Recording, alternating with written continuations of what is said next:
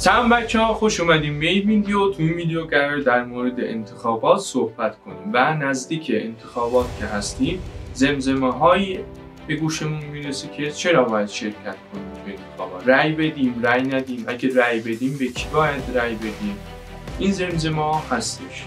میخوایم امروز در مورد همین موضوع صحبت کنیم.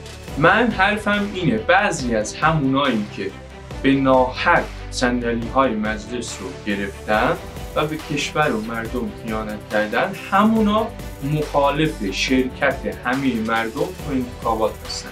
چرا؟ چون با مشارکت کم میتونن رأی بیارن و دوباره صاحب کرسی توی مجلس بشن. این انتخاب هر فردی که رأی بده یا رأی نده.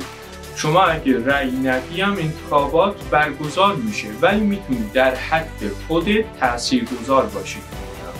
بعضی ها میگن که خب ما رأی بدیم چه مشکلی ازمون حل میشه. خب شما رأی ندی چه مشکلی ازت حل میشه؟ بازم همونه.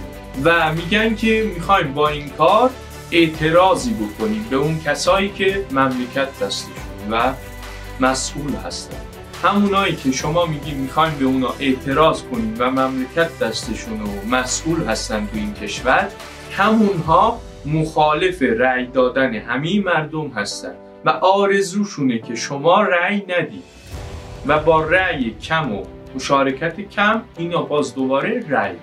اگه همه مردم تو انتخابات شرکت بکنن و رأی بدن و از افراد صالح حمایت بکنن که بیان تو مجلس شرکت بکنن، مجلس ما یک مجلسی میشه که افراد صالح در اون هستش و اینطوری خیلی از مشکلات مملکت ما با این راه حل خواهد شد. پس یادمون باشه آرزوی بعضی از افراد شرکت نکردن همه مردم تو انتخابات، چون که هیچ کدوم رأی نمیارن. ممنون که تا اینجای ویدیو رو تماشا کردید. ویدیوی ما رو اگه دوست داشتید لایک کنید و چنل ما رو سابسکرایب کنید و زنگوله رو به صدا درید.